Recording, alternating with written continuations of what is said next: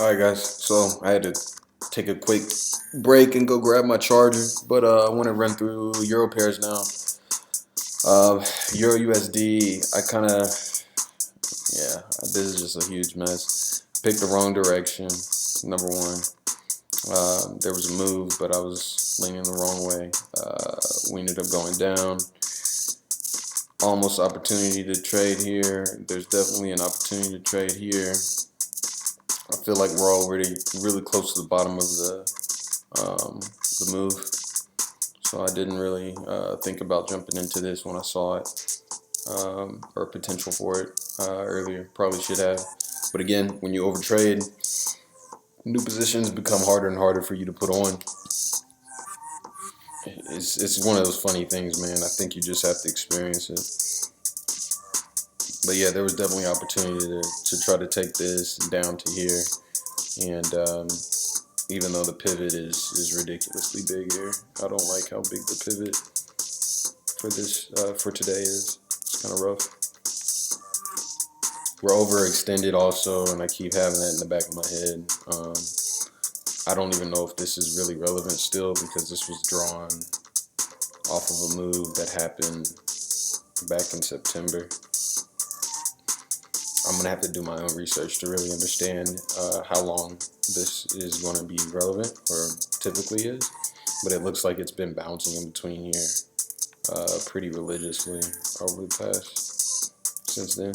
So however long that's been, what is that, 5, 6, 7 months, 8 months, something like that. It's a lot. Anyways, that's where you're on that. Oh, so yeah, I guess I should tell y'all. So exactly, I didn't overtrade here because there's no trade, but I had an opportunity to take this, didn't take it. Still very biased based on overall where I think that market's going. Thought this was going to go up. It needed a breakout because of the sideways for the past 3 days, this entire week. It's just been kind of sideways. I figured it would break out. That's why I put the arrow here. I was right. Didn't jump in it. Should have, maybe. Doesn't really fit the profile of what setup I usually look for, though, to be honest. And I think that's exactly what held me back from actually taking this.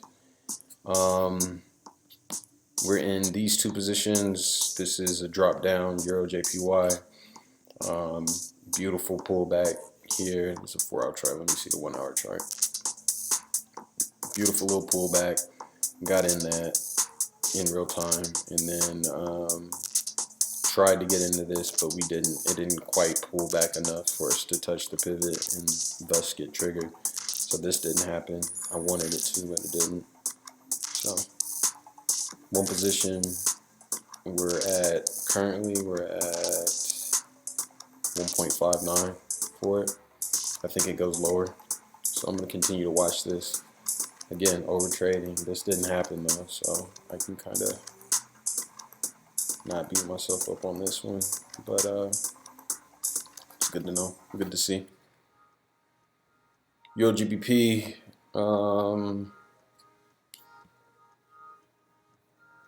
acknowledge that there was a trade here.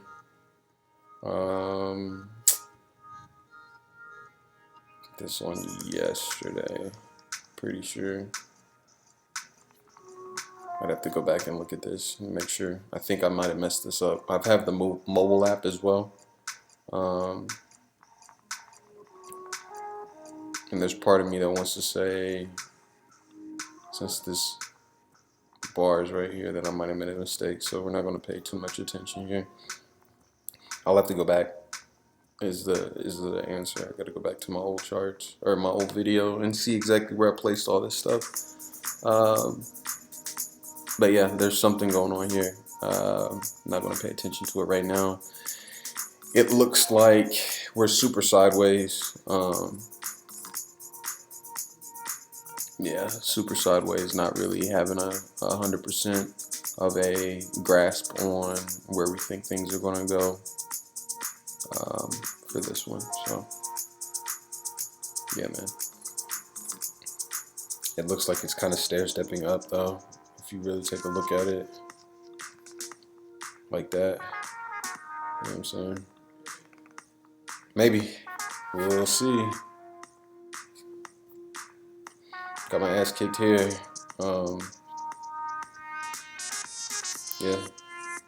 This is on the 4th, so this one's red as well. That's what happens when you overtrade.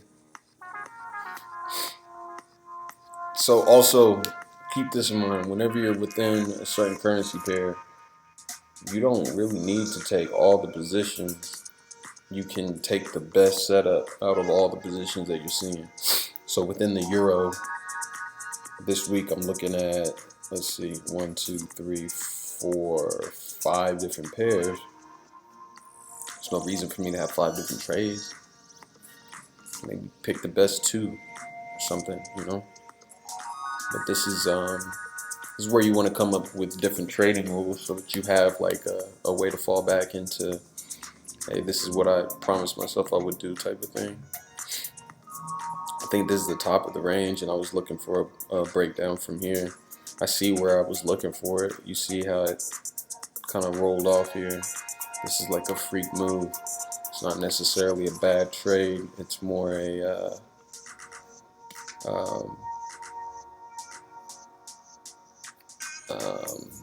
how can I call this? Maybe just a unseen situation. I didn't see it coming.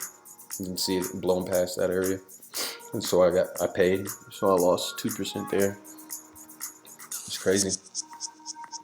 Pointed down here, was afraid again, overtrade situation.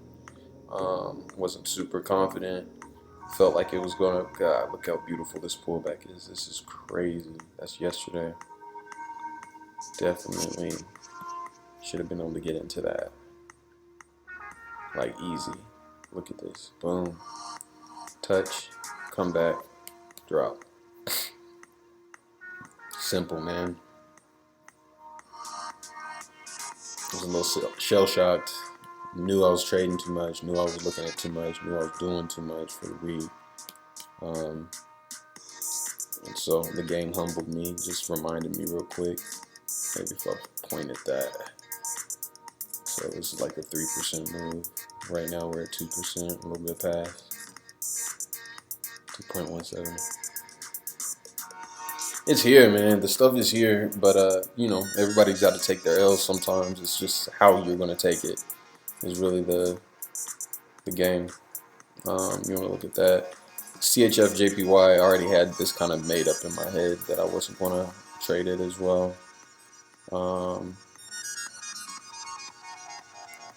made a lot of money off of this.